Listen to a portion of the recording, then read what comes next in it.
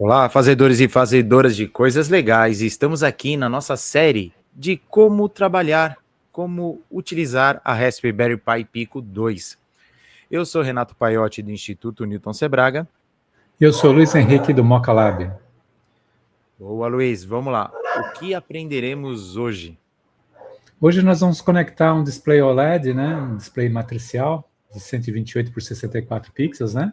E a gente vai conectar ele diretamente na Pi Pico e usar a comunicação I2C para fazer a interface entre o módulo do display, né, e a Pi Pico.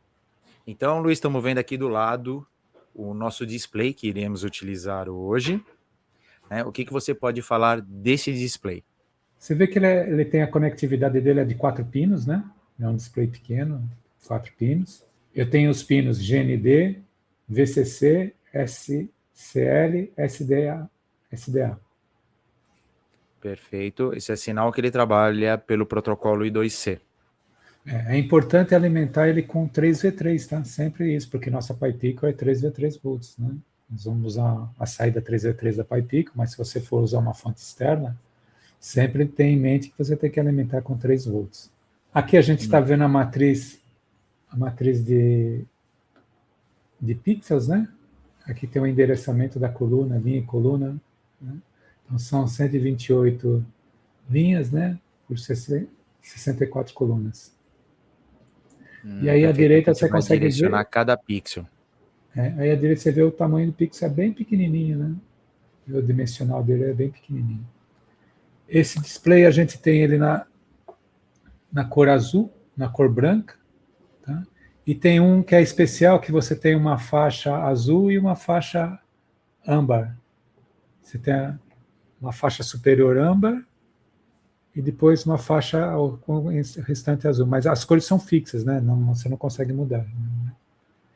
Mas ele é muito utilizado e é interessante vocês utilizarem esse display para uma ferramenta de debug, né? Então você coloca uma saída serial pela I2C, né? Informando uma saída de texto que você coloca dentro do programa. Ao invés de aparecer na tela do Tony, no serial, é possível colocar no display os erros que aparecem. Exatamente. As informações que você queira, né? Não necessariamente só erro, né? Mas você pode pôr informações que você deseja. Mas, Luiz, como é que eu conecto esse display na Pi Pico? Aqui é bem fácil. Vamos ver a figura aqui. A figura, a gente tem quatro fios, né? A gente vai conectar o GND, o VCC, que é 3 volts, né, na Pi Pico, né? E no GPIO 4 e 5 a gente vai ligar as linhas de controle da I2C, que é a SCL e a SDA. Bem simples, Luiz. Então nós vamos trabalhar as comunicações utilizando o GPIO 4 e 5. Exatamente. Então, do hardware é bem simples. Vamos ver na parte de software agora? Vamos começar a utilizar o Tony, abra o Tony, né?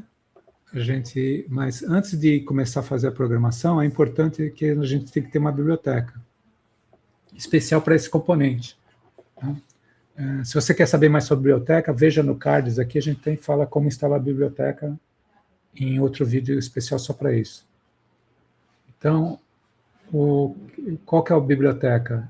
Esse arquivo aqui, o SSD 1306.py, né?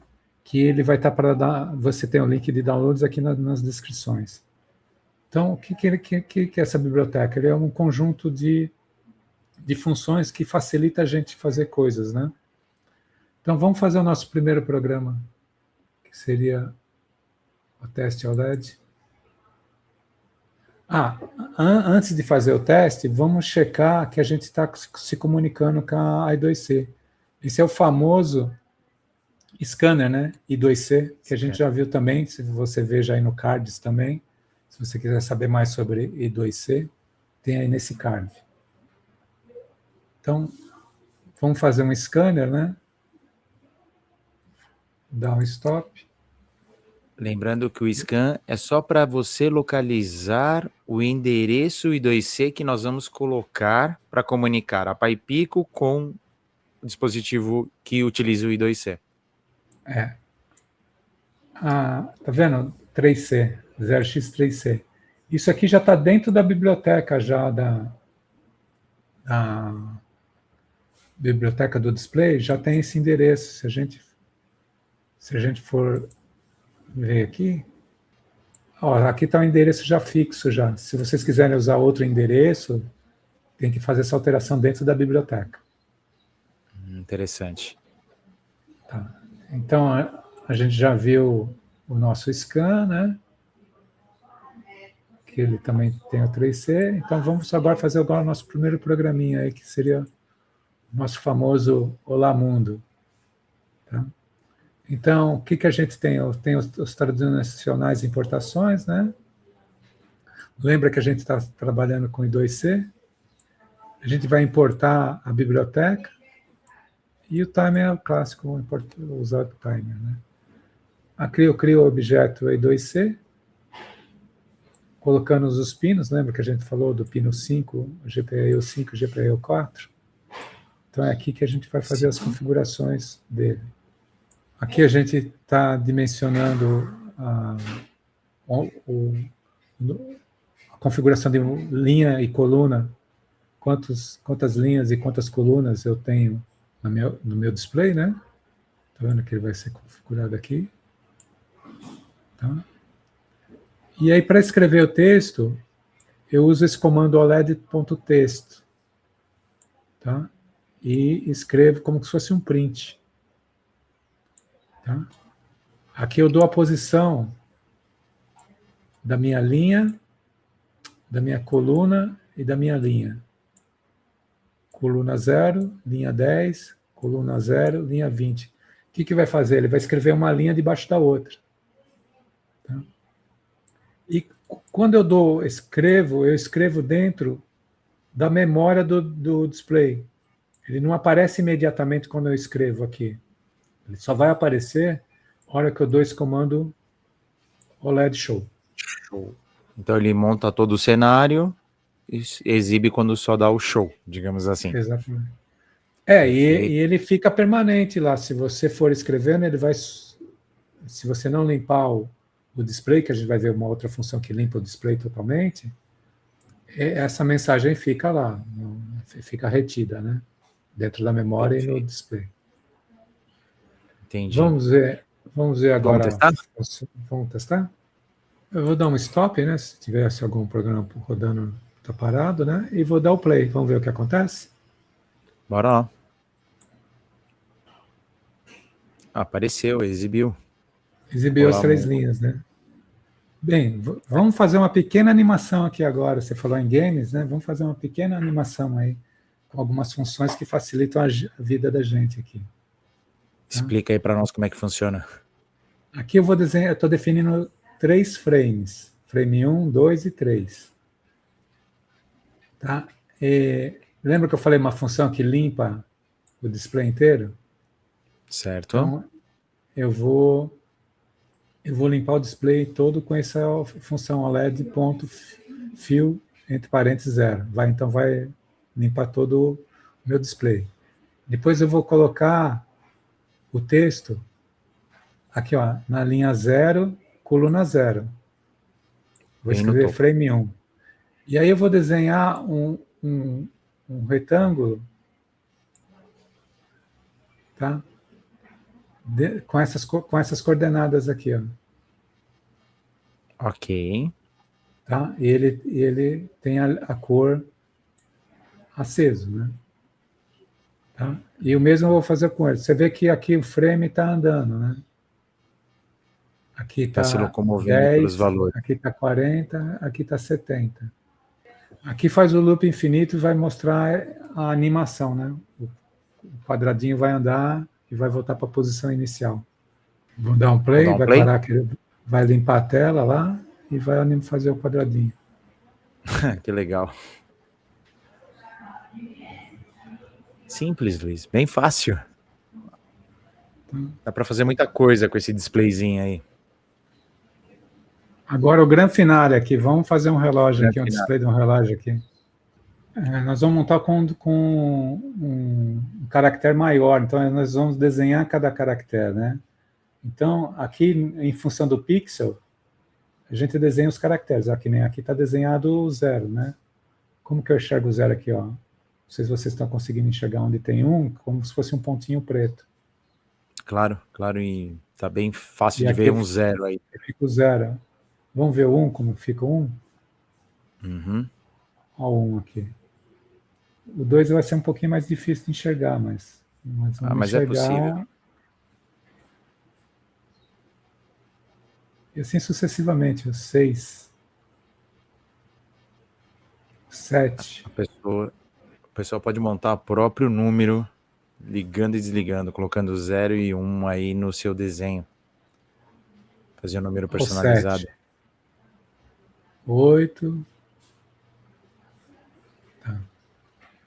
E aqui ele carrega os pixels nas posições que ele vai ser chamado. Aqui então tem uma função desenha caractere grande, né? Então ele vai dar a coordenada e qual o dígito que ele vai desenhar. Renato, depois você me cobra aqui para a gente trabalhar essa questão aqui do inverte e do contraste aqui, ó. Tá, Vamos ok. deixar para o final aqui. Tá? Perfeito. E ele vai rodar. Aqui eu tenho uma função de pegar o tempo do computador. Então, ele está rodando na PyPico, mas o Tony faz uma interface com o computador e fornece esse data-hora atualizado do computador. Depois, a gente não fez ainda, mas vamos ter um vídeo no futuro que a gente tem um relógio interno, um chip relógio, né? Em que a gente pode pegar esse tempo do próprio hardware. Mas por enquanto a gente está pegando do computador. Ok. Tá, aquela historinha de que a gente limpa o 0, né? Aqui a gente desenha os 2 dígitos da hora. Eu faço pulsar os 2 pontos do relógio entre hora e minuto. A gente tem 2 pontos, né? Então ele vai ficar piscando esses 2 pontos. E eu desenho os dos minutos aqui, né? Aqui é a hora, né? E aqui vai ser minuto. Uhum. Apesar de estar escrito hora, porque é uma variável hora que já fornece hora, minuto e segundo, tá? Então, ok. Tá? Então eu faço toda essa parte de desenho. Tudo isso eu estou desenhando, eu somente vou mostrar nesse momento. Tá? Espero um segundo e volto a fazer tudo novamente. Vamos ver como fica, então, o programa rodando? Excelente. Lembrando a todos que os programas, links nas descrições. Vou dar o stop.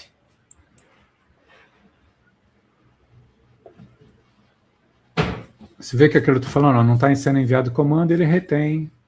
A própria controladora faz a retenção da tela, tá? Aqui não está sendo enviado nenhum comando. Nós vamos enviar o comando agora do relógio grande. Então, vou dar um play. Aí, ficou bonito. O horário local aí.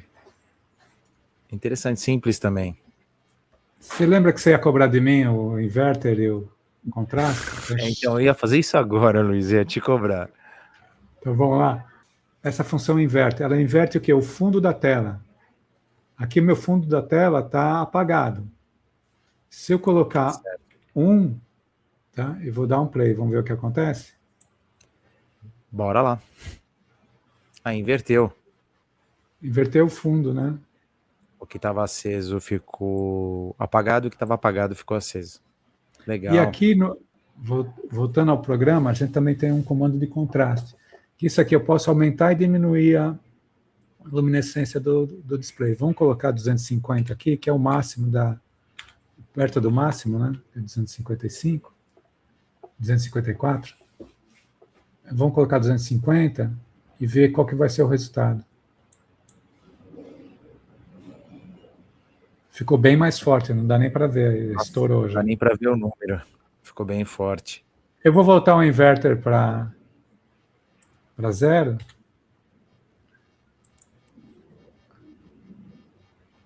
Perfeito, e está mesmo forte, né? O contraste está bem forte. Eu vou colocar no mínimo, que é 1. Aí é bem melhor. Lembrando que gasta menos energia, né? Você viu que bacana, Renato? Bem simplificado, né? Bem prático. E é um componente extremamente de custo baixo, que dá um efeito muito bacana. Tá bom? Então, Renato, fica aí o desafio para o pessoal fazer outros programas. Com certeza, Luiz. Links nas descrições. Se você montar qualquer coisa, quiser compartilhar com a gente, deixa nas descrições aí o link do projeto, que a gente terá o maior prazer de exibir aqui. Já que você vai descer para ver o código-fonte, deixa o like. Se não tiver inscrito, se inscrevam. Se você não assistiu os outros vídeos usando a PyPico, segue aí a linha e assiste maratona aí usando a PyPico. Ficamos por aqui, Luiz? Ficamos por aqui. Até o próximo vídeo. Obrigado a todos aí. Perfeito, pessoal. Até o próximo vídeo. Um abraço.